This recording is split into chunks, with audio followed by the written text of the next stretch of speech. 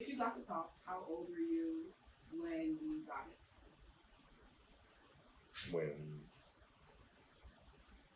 when I began to understand, I will say I was in middle school. Um, I had a friend who lived in the apartments in front of our neighborhood, and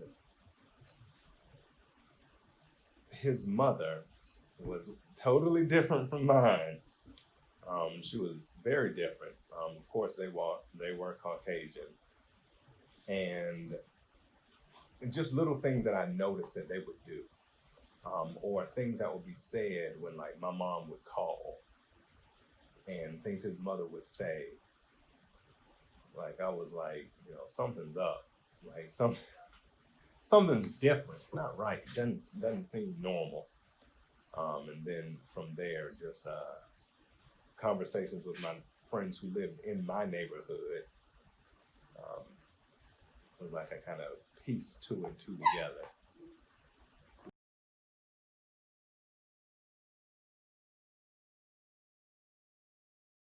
What was the first kind of inkling that it might be related to your skin color?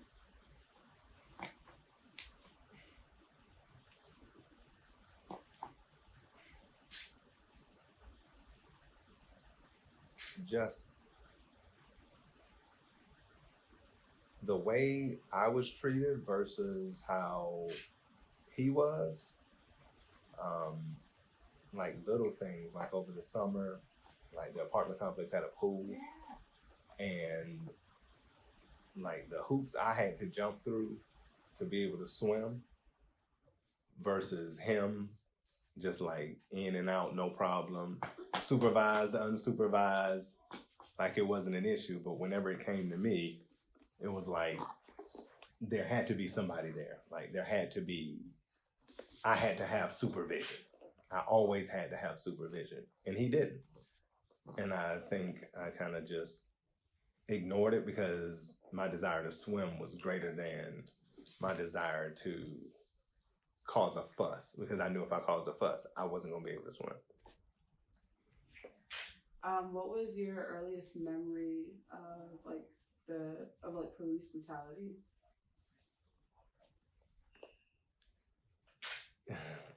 It's making me think because a lot of things that I've seen, I've like purposefully pushed deep into the recesses of my mind.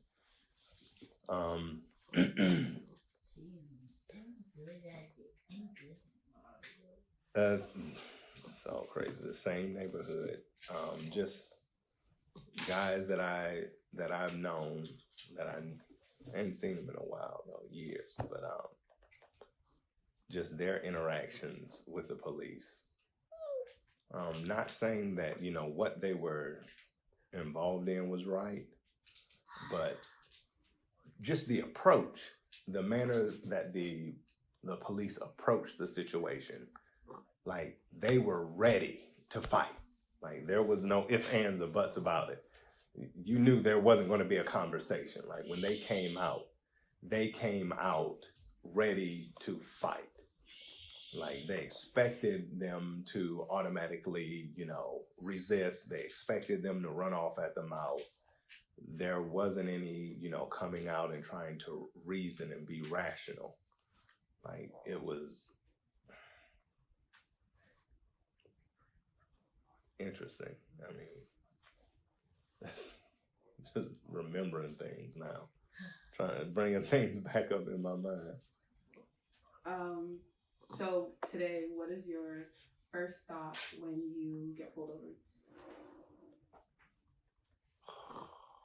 What are my children going to see?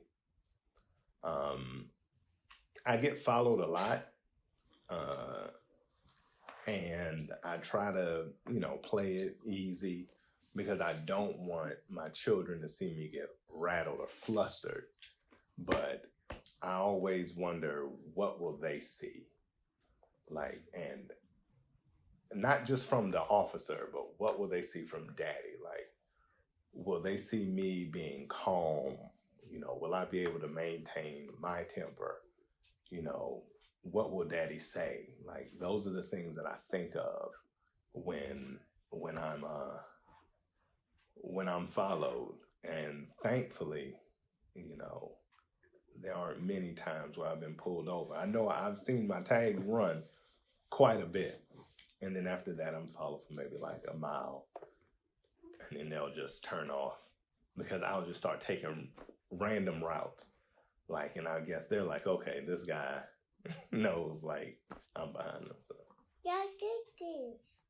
Have you had to talk with any of the children yet? Yes. Unfortunately, my son, I've had to speak to him because I tell him, I want you to be smart.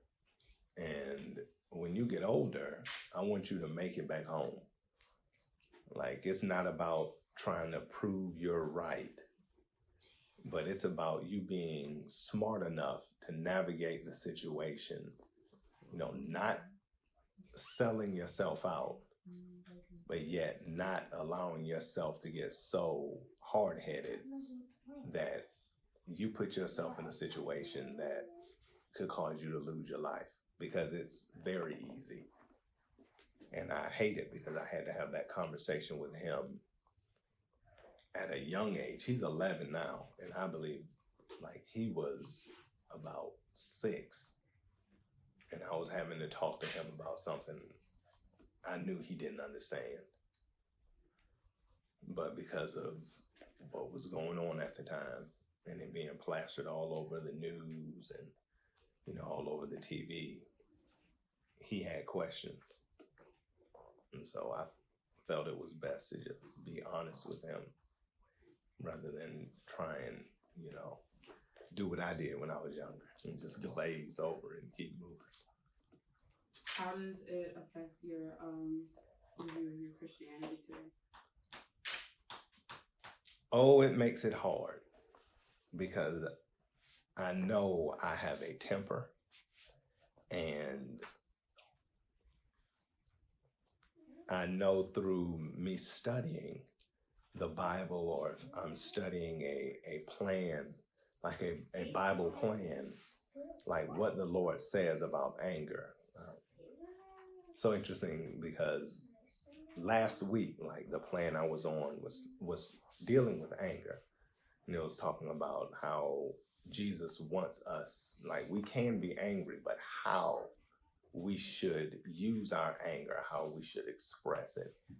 And it's so easy for me to fall into the, you know, I can just throw hands, like, or I can just run off at my mouth.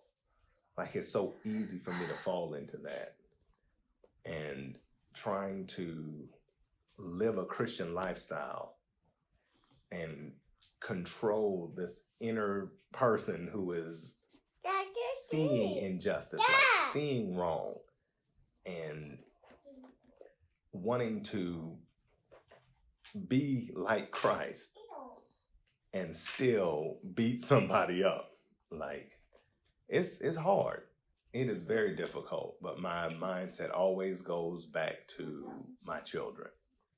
And I want them, if they ever get into a situation and they don't know what to think about, for them to be able to remember how they saw daddy react or respond. You know, internally, it is eating me up, and I'm praying and I'm asking the Lord, like, please, like, dial back my attitude, like, dial back my temper, like, help me to shut up, like, just keep my mouth shut. Like, what they see on the outside is, okay, you know what? Daddy didn't allow that to get to him. Daddy didn't allow himself to be controlled. Oh, I can control my anger. Oh, okay, daddy does say, you know, he says, you know, Lord says, you know, you can be angry, but don't sin. So it can be done. It's hard though. It's hard.